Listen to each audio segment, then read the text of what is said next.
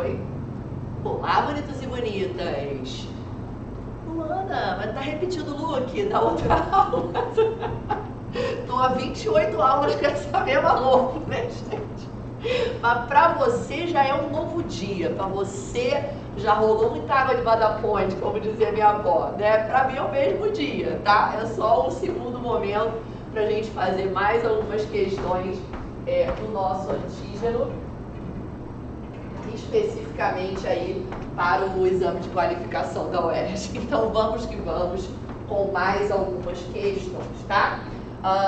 Então olha só, eu quero que você vá primeiro lá naquela parte do material, progressões, logaritmos e exponenciais, tá? Mais especificamente na página 213, tá? Então, let's que let's para mais um encontro. E aí, gente, eu vou começar pela questão número 1. Vou começar pela questão número 1, tá? Lembrando que a gente não vai fazer na sequência, né? Até porque tem muitas questões aí que a gente já fez em outros encontros, né? Em outros momentos. Claro que tem algumas que a gente não fez necessariamente na aula, mas você fez enquanto estava estudando, né? Mas enfim, a gente vai trabalhando aí o material, sempre aproveitando para fazer as observações teóricas que, né, julgarmos necessárias e para ver, eu não fiz desse jeito, ó, que legal desse jeito, né? E assim a gente vai, tá? Então, vem comigo na questão número 1 da página 213. Bom, ela nitidamente aí traz uma matriz, né? Matriz é um assunto que a UERJ gosta, tá? A UERJ gosta de cobrar, então é importante que a gente tenha essa noção de linha e coluna, né? De fazer essa localização do elemento dentro da matriz, reconhecer qual é a sua ordem, né? Que seria o tamanho dessa tabela, mas em geral não tem nada muito sofisticado, não é nenhum conceito assim muito avançado, mas o básico de matrizes é importante que você saiba, tá? Então a questão número 1 falava assim, ó, considere a matriz A n por 9, ou seja, ela tem n linhas e 9 colunas, tá? Lembra que sempre, tanto na hora de indicar a ordem da matriz, quanto na hora de indicar a posição de algum elemento dentro da matriz, a gente sempre indica primeiro a linha e depois a coluna, tá? Então, n por 9 são n linhas e 9 colunas. De 9 colunas, né, ele dá essa dica porque ele complementa, né, com números inteiros consecutivos escrita a seguir. Então, ele descreve essa matriz pra gente, né, ou pelo menos aí as 4 primeiras linhas. Ele indica aí através das reticências que de fato essa quantidade de linhas, né, pode ser até onde a gente achar mais oportuno, né, n linhas, e de fato a gente tem as 9 colunas e de fato os números são consecutivos, né, 1, 2, 3, 4 e assim vai na carreirinha.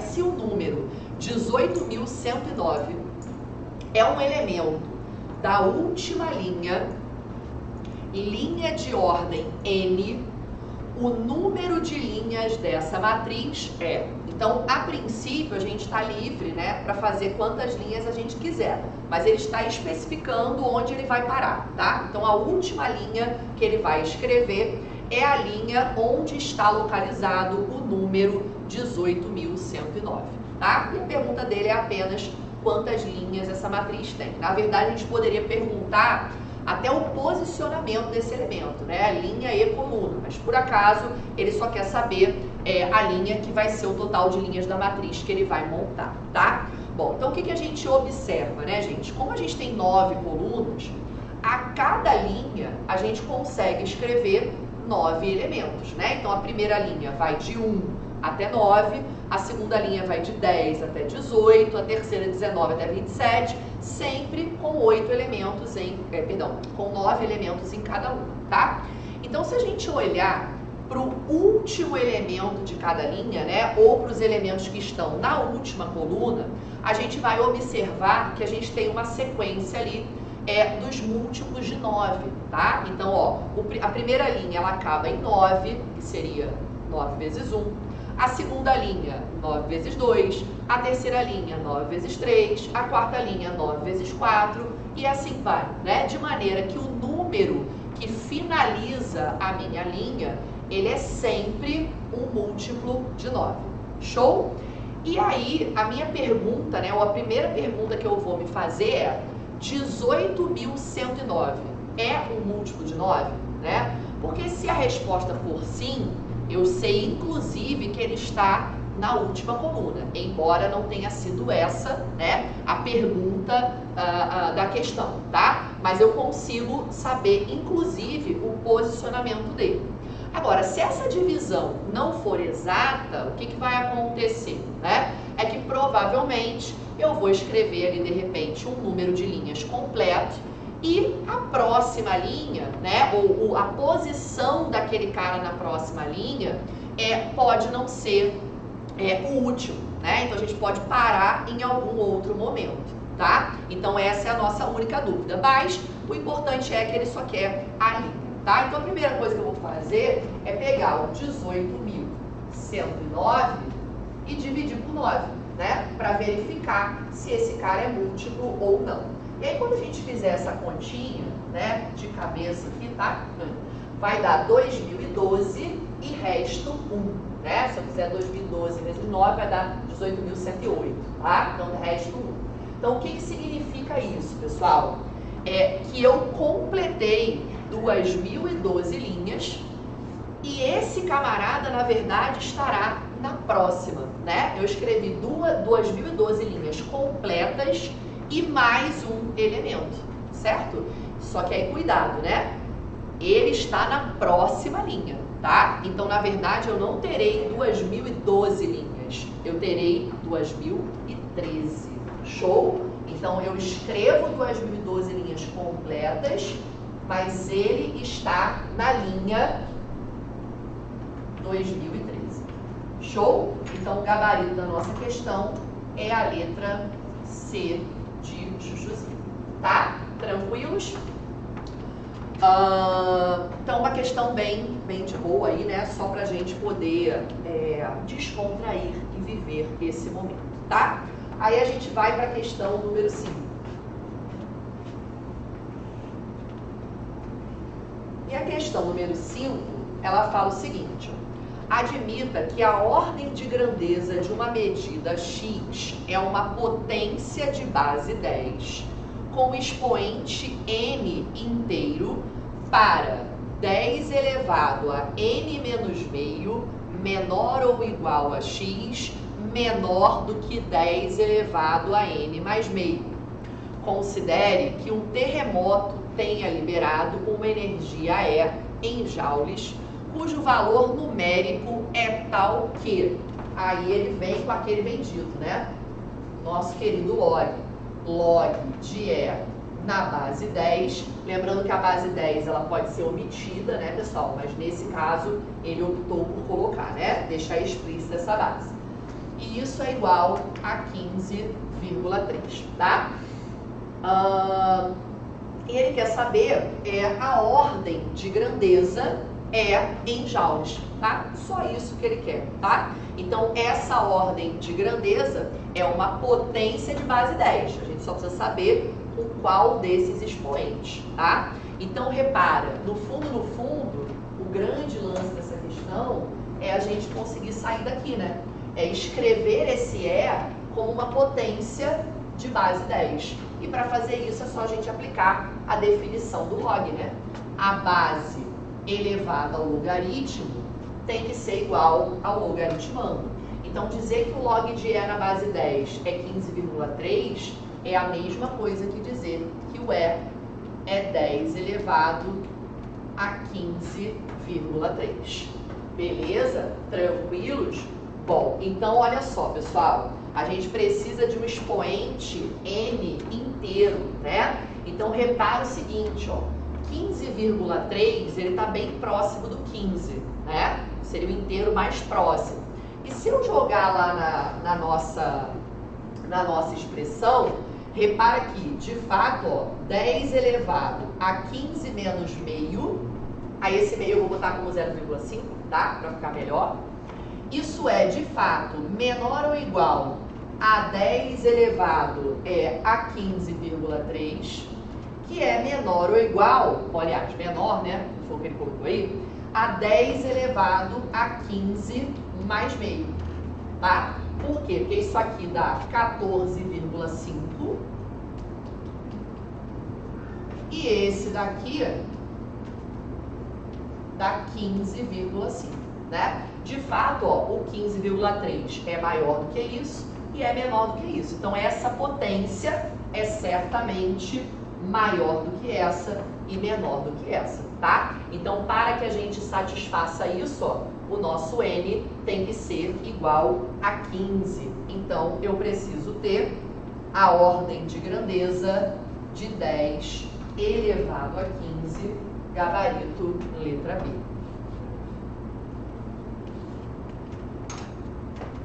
Show? Então, só ali uma questão de conferência mesmo, né?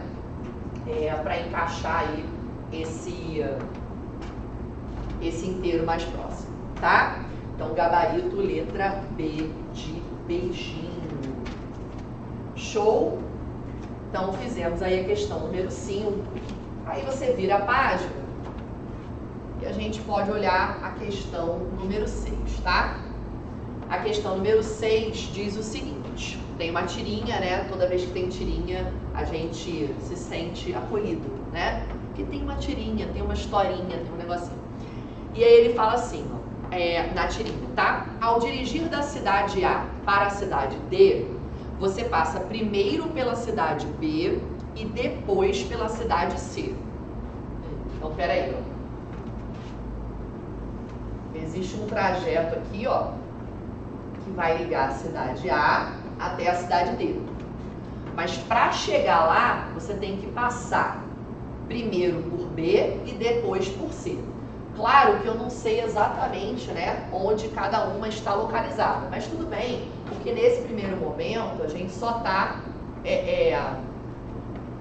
se posicionando mesmo, né? Então o que vale é o que está no texto depois. Se a gente descobrir que esse cara aqui na verdade era menor do que esse, ou o contrário, não tem problema, tá? O importante é a gente acertar aí as medidas de acordo com o que ele vai falar agora do texto.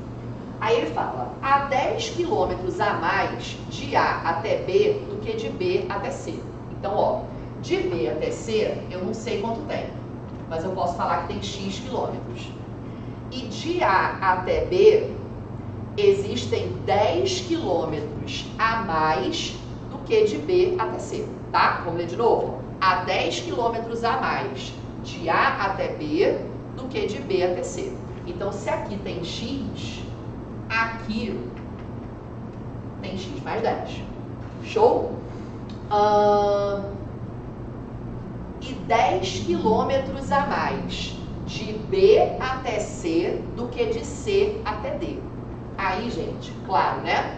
Se de B até C tem 10 quilômetros a mais, isso é equivalente a dizer que de C até D tem 10 quilômetros a menos. Show? Só para a gente poder organizar melhor aqui, ó. Então, se esse cara é X, esse cara é X menos 10. Show? 10 quilômetros a mais de B até C do que de C até D. Então, de C até D tem X menos 10. Aqui, você soma 10. Se eu fizer X menos 10 mais 10, de fato, vai dar o X, tá? Ou é só você pensar o contrário, né? Se aqui tem a mais, é porque lá tem a menos. Show? Muito bom. Se A fica a 390 quilômetros de distância de D, então isso tudo aqui, ó, tem 390 quilômetros. Traduzindo, gente, se eu somar X mais 10 com X menos 10, tem que dar 390. Bom, mais 10 menos 10, a gente já corta, né? Então, 3x é igual a 390, x é igual a 130, tá? Então, na verdade, ó, de A até B tem 140, porque seria x mais 10. De B até C tem 130, porque é o x. E de C até D tem 120, porque é o x menos 10. Show? Bom, aí, continuando na tirinha, né? Sabia que isso iria acontecer mais cedo ou mais tarde. O quê? Minha educação encalhou. Naquele momento que a pessoa lê, não entendeu nada e desiste, tá? Mas aí a gente não pode fazer isso não. Rimos muito, mas vamos ler a questão. Na situação apresentada nos quadrinhos, as distâncias em quilômetros, distância de A até B, distância de B até C, distância de C até D, formam nessa ordem uma progressão aritmética. Bom, de fato, né, gente? Já dava para perceber isso aqui, né? Por quê? Porque de um para o outro eu estou tirando 10, que é equivalente a somar menos 10, tá? Então, realmente, esses três números aqui, ó, formam uma PA de razão igual a menos 10. Se você fica com dificuldade com a sopa de letrinhas, não tem problema, né? Porque agora que a gente já tem os valores, ó, a gente consegue perceber isso. Olha a minha PA aqui, ó, 140, 130, 120 e por aí vai. Então, aqui eu tenho uma razão que é igual a menos 10, tá? Lembrando que para achar a razão da PA, basta pegar qualquer termo e subtrair dele o termo anterior. Então, se eu fizer, por exemplo, 130 menos 140, isso vai dar menos 10. E claro, se eu fizer 120 menos 130, vai dar menos 10. Se eu fizer isso para qualquer um, tem que dar menos 10, tá? Bom, aí ele fala o seguinte, o 20º termo dessa progressão corresponde a... Bom, então ele quer o A20, né? O 20º termo é o A20. Essa é a minha pergunta. Bom, claro que a gente poderia, né, de grão em grão, a gente chega no A20. Você pode fazer essa baixaria? Pode. Mas se você quiser poupar aí, né, uma fadiguinha, você pode usar a fórmula, tá? Então lembra da fórmula do termo geral. AN é igual a A1 mais N menos 1 vezes a razão. Então eu posso dizer que o A20, ele vai ser o A1, que é o 140, o primeiro termo da minha sequência, mais 20 menos 1, que é 19, vezes a razão, que eu já sei que é menos 10, tá? Então, meu A20 é 140 menos 190, que é igual a menos 50. Então, esse é o 20º termo e o gabarito, portanto, é a letra A de amor. Show? Tira um print maroto. Tira um print maroto.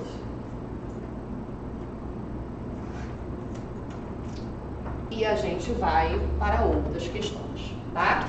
Aí, ó, log é um assunto que a UERJ gosta, PA e PG, assunto que a UERJ gosta, tudo que está passando aí nessas três primeiras questões de hoje.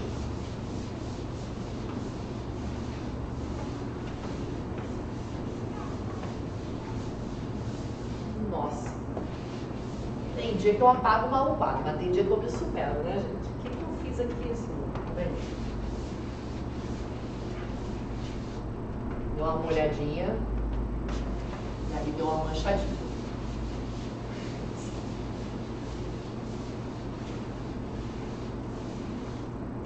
Depois eu apago lá, porque estourei minha cota aqui de apagar a conta, tá? Foi? Beleza? Então passamos aí pelas três primeiras questões desse encontro. Gente, esse cafezinho, esse gostinho de Josmina tá demais, sabe? Tá uma coisa louca, tá muito bom. Que fase, Brasil? Mas não vamos reclamar não, né? É imunidade, né? Deve fortalecer. O que não me mata me fortalece, não? Vamos nessa levada aí, ó. People, vamos lá agora no outro bloco. Vai lá no outro bloco, que é aquele bloco de equações, inequações e blá blá blá blá, tá? Vai nesse outro bloco e vai especificamente lá na página... Vai lá na página 94.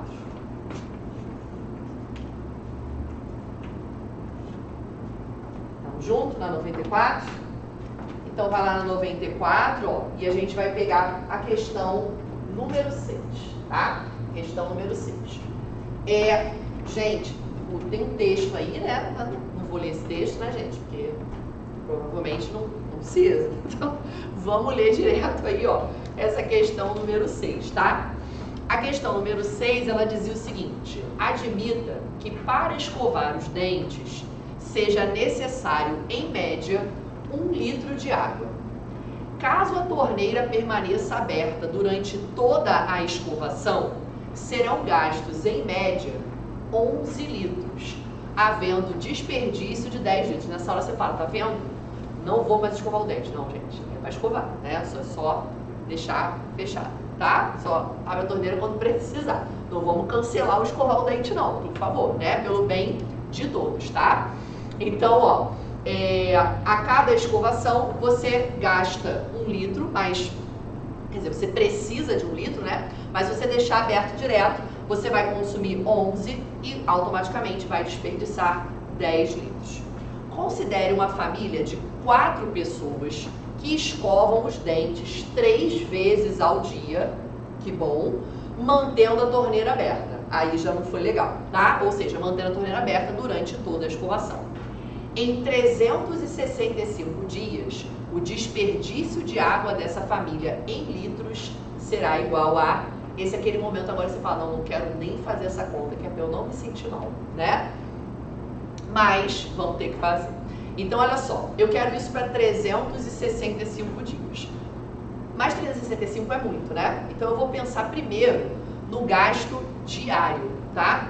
E eu vou pensar o seguinte, que em um dia, cada membro dessa família escova o dente 3 vezes. Então, olha só, ele está perguntando sobre o desperdício, tá? Então, em uma escovação, uma pessoa vai desperdiçar 10 litros de água, tá? Uma pessoa em uma escovação, ok?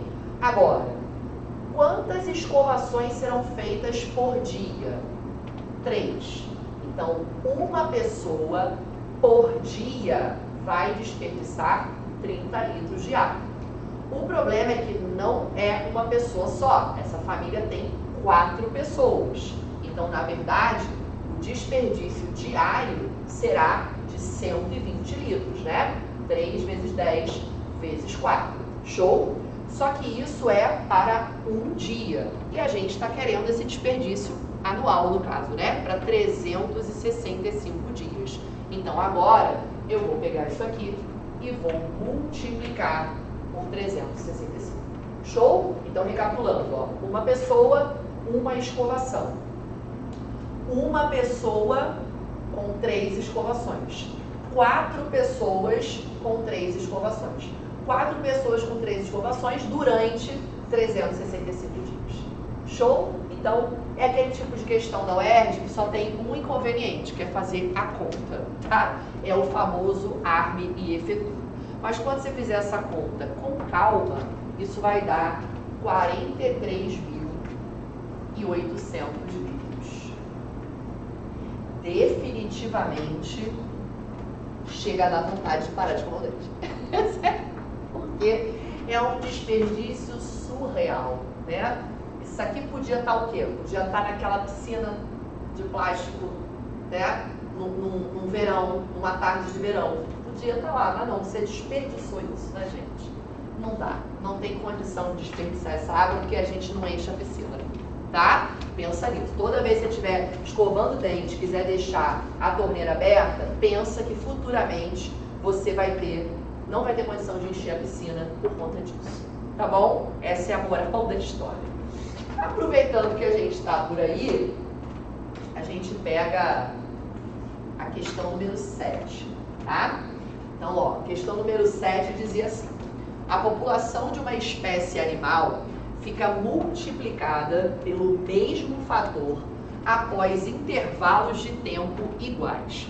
No período de 1984 a 1996, essa população passou de 12.500 para 25.000 indivíduos. Acho que essa conta tá fácil de fazer, né? Ou tá fácil de perceber que de 1984 para 1996 a gente tem um período aí, né, de 12 anos, tá? Então, ó, 1984 a gente tinha 12.500, 1996 a gente passou a ter 25.000. Então, acho que tá fácil de perceber que aqui eu tenho um intervalo de 12 anos, né? E o que aconteceu aqui, ó, foi que a gente multiplicou essa quantidade, né, de indivíduos por 2, né? Isso aqui é o dobro de 12.500. E o que ele falou pra gente, ó, é que ela fica multiplicada pelo mesmo fator. Que fator é esse? 2, em intervalos de tempo iguais. Que intervalo é esse? De 12 anos, tá? Então, se eu pegar aqui, ó, mais um período de 12 anos, e esse período vai parar em 2008, o que vai acontecer?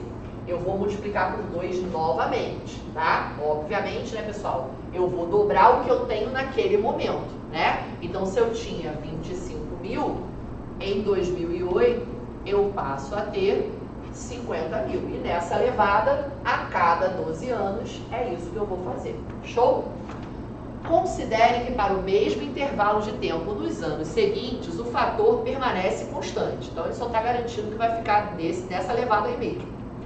O número de indivíduos dessa população em 2032 será aproximadamente igual a...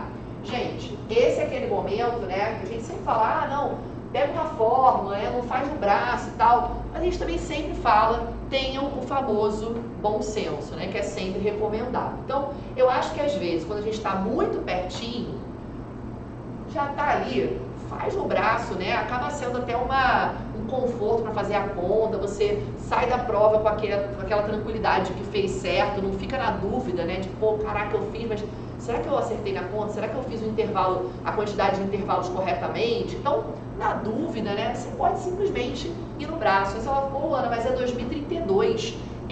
Mas é de 12 em 12 anos, né? Então não deve dar tanto tempo, tá? Se a gente pensar, ó, a gente já está em 2008. Então o próximo é 2020.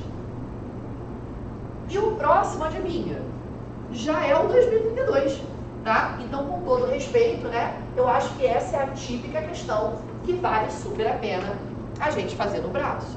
Beleza? Então, acho que ali não tem muito o que discutir. E claro, se a gente vai continuar dobrando, ó, em 2020 eu vou passar a ter 100.000, que é o dobro de 50.000, e em 2032 eu vou passar a ter 200.000, que é o dobro de 100.000, tá? Então, acabou. Em 2032 eu terei 200.000 indivíduos e o gabarito é a letra D de Deus. Tá? Então, sem drama, né, gente? Quando sentir que está muito perto, pode fazer no braço. Bom, sempre pode, né, fazer no braço. É que às vezes não é realmente aconselhável, tá? Mas se você sentir que está muito perto, vai com tudo, tá? Vai com tudo, vai fazendo a conta com calma. Não precisa também, é porque acaba tendo, tudo tem um ônus e o bônus, né, gente? Quando a gente tem a fórmula já clara que a gente vai usar, isso também facilita, mas ali você meio que vai ter que pensar nessa lei de formação, às vezes você conta os intervalos errados. Então, enfim, você pode acabar errando uma bobagem e vai perder uma questão fácil, né? Então, se não dá trabalho, vamos de grão em grão, que a gente, no final, enche o papo e enche também, ou se enche de acertos na prova, tá? Então, tá aí um caso onde vale a pena a gente fazer de um, tá bom? Então, vai lá na página 95 agora. Vai lá na página 95 e dá uma olhadinha comigo na questão número 11, tá? Bom, a questão número 11 dizia assim, ó, admita que em função da disseminação da febre amarela, o percentual de mortalidade de 33% ocorra em uma cidade de 800.000 habitantes, onde 5% da população foram infectados por essa doença. Nessa cidade, o total de óbitos deverá ser igual a...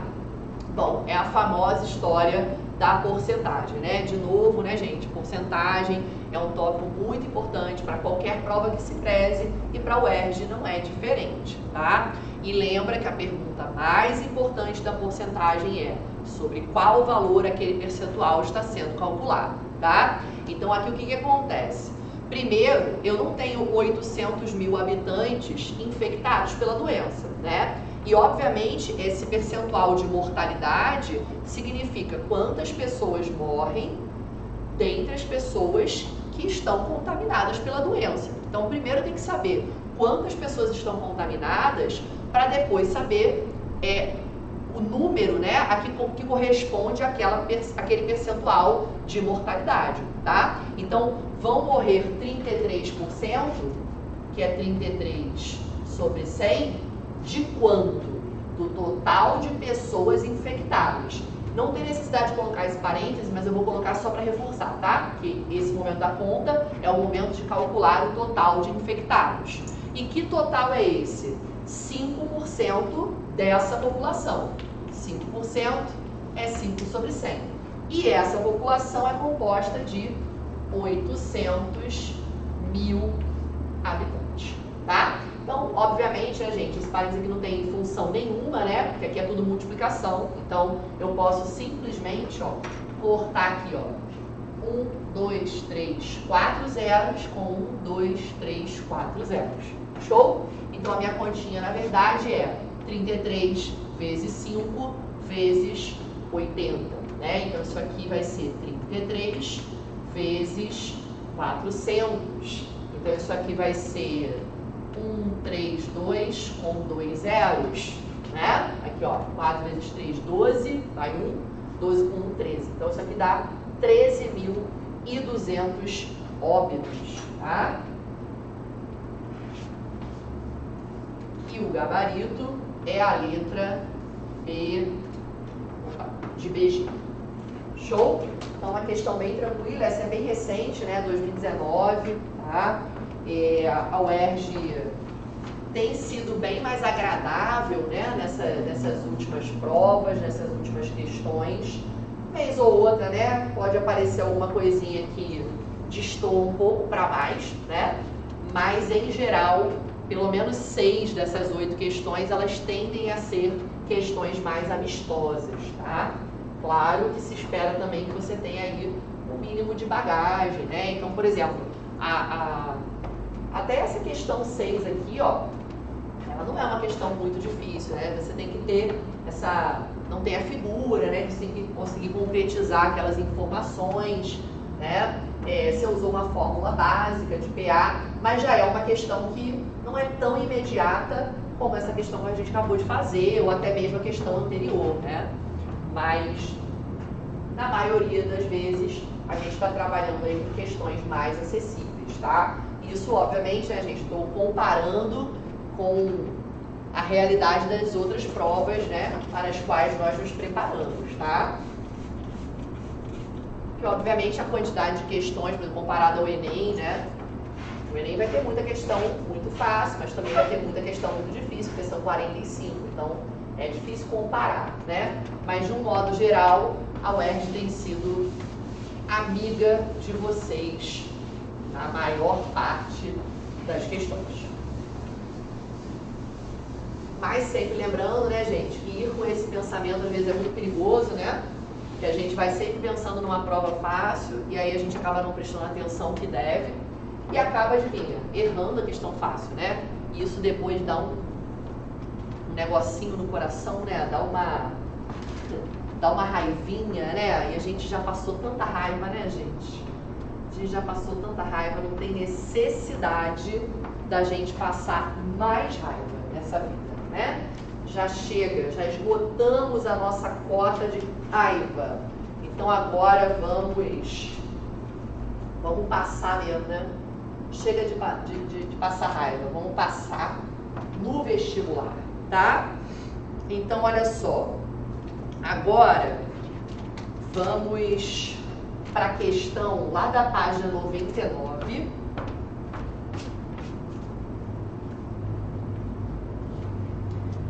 Vamos lá na questão 25. Vamos junto? Mais uma questão de porcentagem, né? Bom, pra gente ler com bastante atenção essas questões, esse modelo de questão especificamente, é o tipo de questão que uma cochilada você monta tudo errado, tá? Então, olha só, questão número 25 fala assim: no ano letivo de 2014, em uma turma de 40 alunos, 60% eram meninas. Bom, eu não sei vocês, mas eu fazendo prova já começo a anotar aqui, ó. 2014, a gente tem 40 alunos, 40 no total, né? E a gente divide, ó, 60% de 40, que dá 24, são meninas.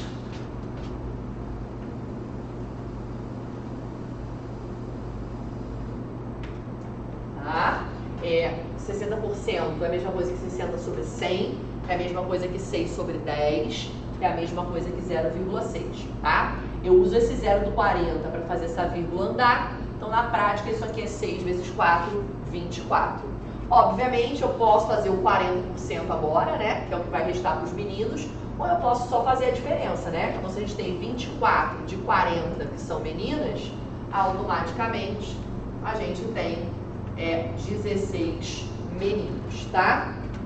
Bom, aí a gente fala assim, nessa turma, ao final do ano, todas as meninas foram aprovadas, tá? Então, daqui saem 24 aprovadas, ok? 24 meninas aprovadas, tá? E alguns meninos foram reprovados. Bom, se alguns foram reprovados, os outros foram aprovados, né? Eu não sei quantos, tá? Mas eu posso chamar de X. Então, vamos dizer que eu tenho X meninos aprovados, ok? Isso em 2014, tá? Aí ele fala assim, ó, em 2015, nenhum aluno novo foi matriculado e todos os aprovados confirmaram as suas matrículas. Então, no ano de 2015, eu vou ter as 24 meninas que foram aprovadas e os X meninos que foram aprovados. Então, isso aqui já vai compor a turma de 2015. Show? Não entrou nenhum aluno novo. É isso, esse é o nosso cenário, tá?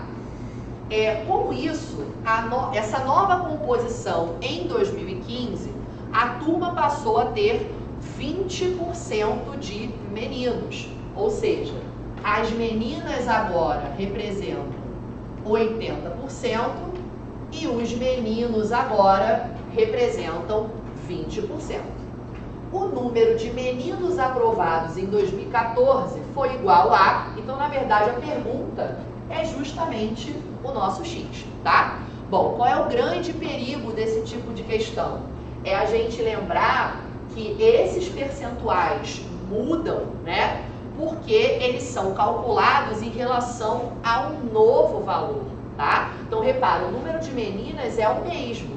Mas por que o percentual não é o mesmo? Porque o total de pessoas não será o mesmo, tá? Então, obviamente, agora eu não tenho mais 40 pessoas nessa sala, né? Porque eu sei que eu perdi parte desses meninos, né? Então, o meu total agora é 24 mais X.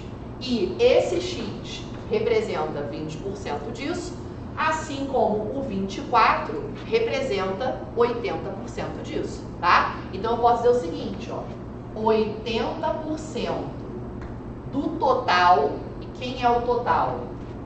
24 mais X, tá? Esse aqui, ó, é o meu novo total. Ou o total em 2015, tá? Então, 80% disso é igual a 24. Luana, se eu quiser colocar a trabalhar com os 20%, eu posso? Posso. Aí, no caso, 20% disso é igual a X, tá? Então, eu acabei optando por usar as meninas, porque, de qualquer forma, a minha variável vai aparecer, né? Então, quando eu resolver essa equação, eu vou ter o x, que é de fato o que eu estou procurando, e aí eu acabo colocando o x de um lado só da minha sentença, tá? Então, foi só esse o critério que eu utilizei, beleza? Então, aqui, ó, eu vou cortar com 0. Eu posso simplificar o 24 com o 8, tá? Porque eles estão separados pela igualdade. E esse 8 está multiplicando todo o meu parênteses, tá? Então, eu vou simplificar aqui, ó. Aqui fica 1, aqui fica 3, dividido por 8. Aí, esse 10 que está aqui embaixo, eu vou passar para o outro lado multiplicando. Então, eu vou ter 24 mais x igual a 10 vezes 3, que é 30. Então, o meu x é igual a 6, tá? Então, a gente teve 6 meninos aprovados em 2014 e o gabarito, consequentemente, é a letra C de Chuchuzinho. Beleza? Tira o print dessa parte, a gente vai parar para um rápido intervalinho, daqui a pouquinho a gente volta.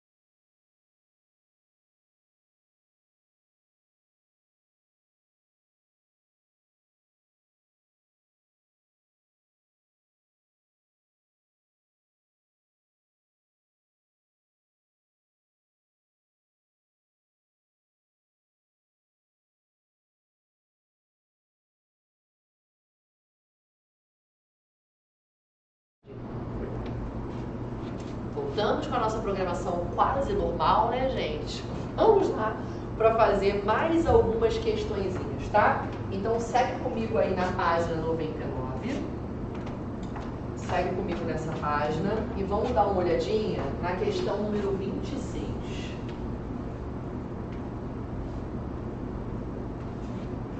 Questão 26 também é um clássico, né, da nossa porcentagem aí de juros. Então ele fala assim, ó, na compra de um fogão, os clientes podem optar por uma das seguintes formas de pagamento: à vista, no valor de R$ 860, em 2 parcelas fixas de R$ 460, sendo a primeira paga no ato da compra e a segunda 30 dias depois. A taxa de juros mensal para pagamentos não efetuados no ato da compra é de... Bom, essa questão é um clássico, né, gente? E o maneiro dessa questão é que a gente não precisa nem de fórmula, tá? É claro que a gente conhece fórmula, né? Nesse caso aí, como é um período de tempo só, nem faz diferença, né? Se é simples ou composto, tá? Mas a gente não precisa de fórmula para essa questão. Você precisa entender o seguinte, que essa taxa de juros, ela incide sobre o valor que ainda deveria ser pago, né? Ou seja, sobre o saldo devedor. O que significa isso? Você, no ato da compra, vai pagar R$ 460, tá? A gente sabe que isso não vai acontecer, mas imagina que foi assim, ó. Você pegou lá a mercadoria e aí você viu que à vista você poderia pagar 860.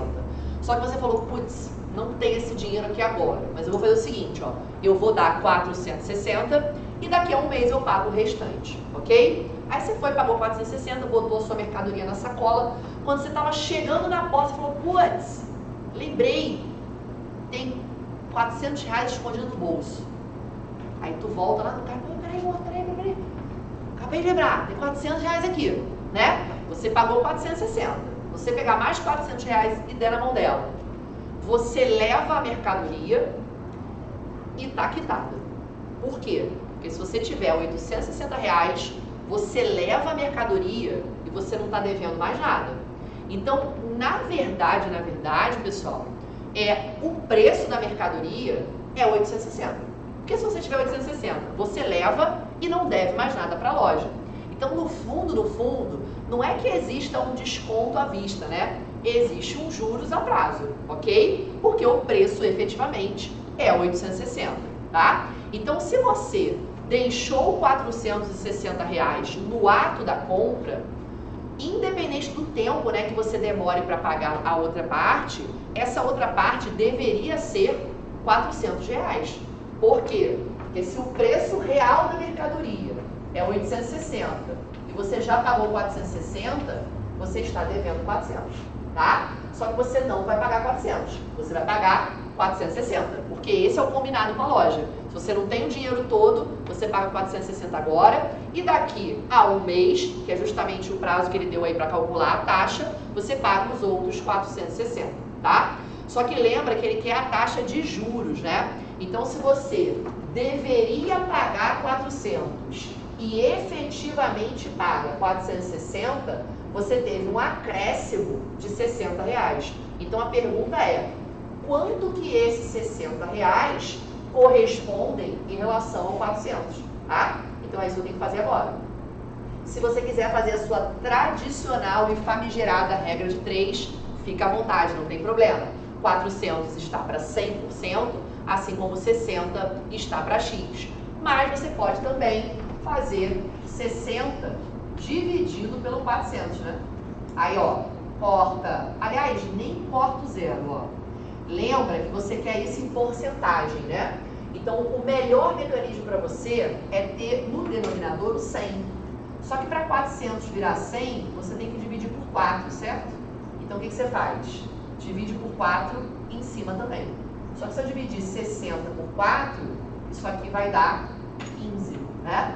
Então, isso aqui é 15 sobre 100, que é igual a 15%, tá? Então, a gente pagou aí, ó, uma taxa de juros mensal de 15%.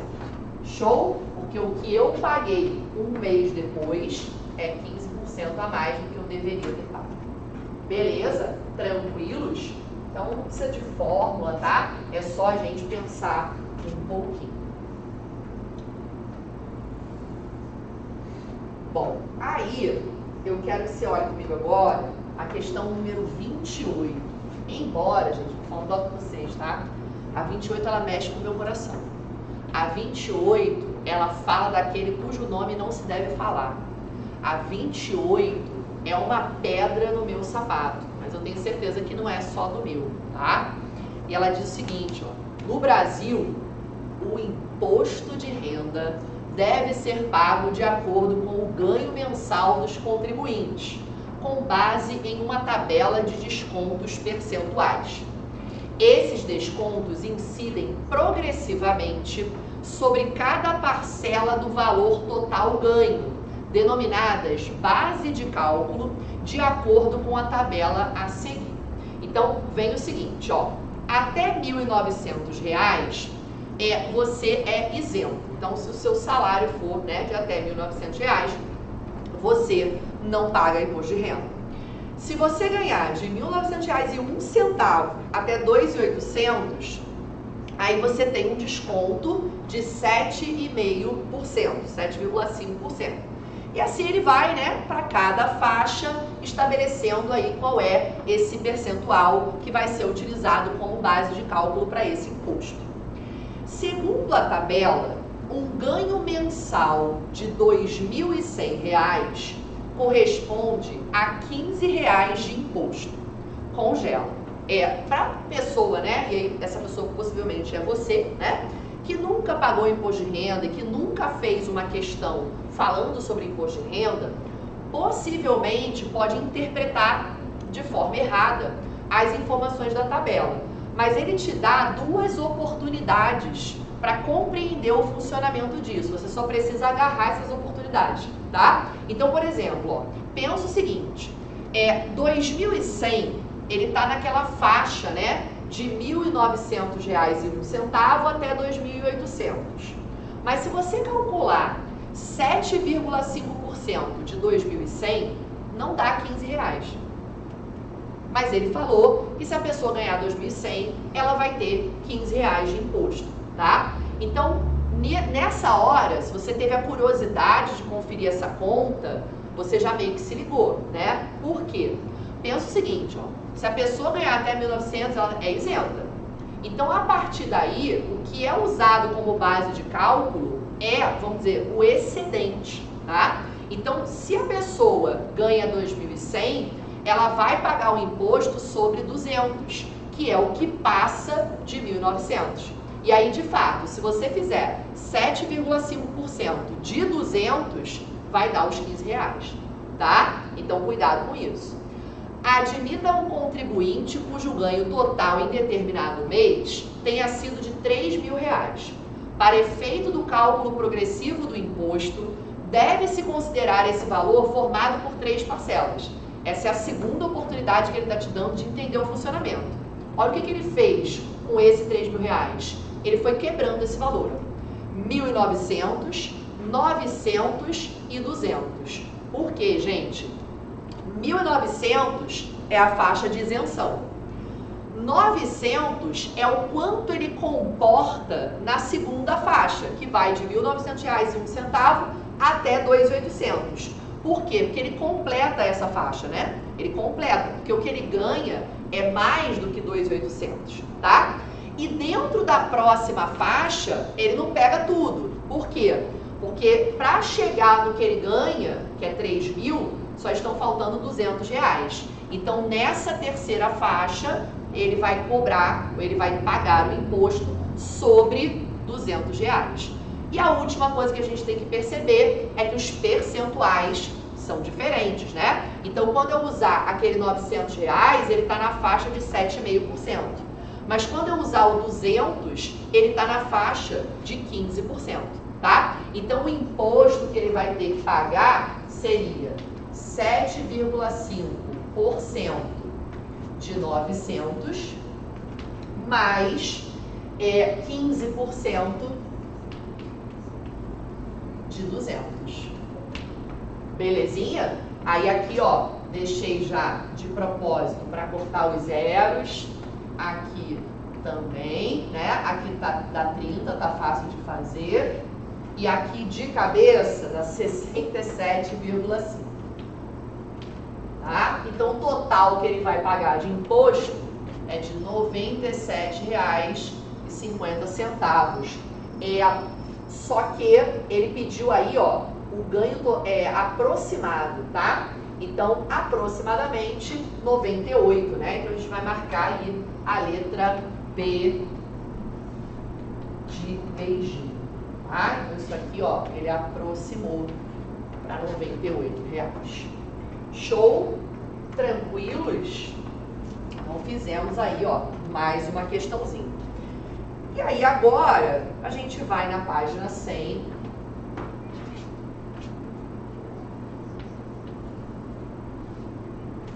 E você dá uma olhadinha comigo na questão número 31, tá? Questão número 31.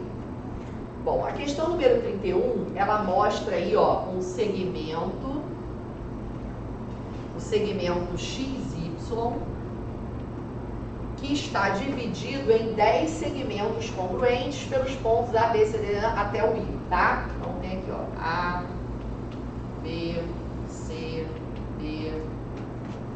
Você não está falando não, tá? H, I, e aí isso acaba aqui, ó, no Y. Show? Então aqui tem, ó, 1, 2, 3, 4, 5, 6, 7, 8, 9, 10. Tem gente que não acredita, né? Mas tem que contar.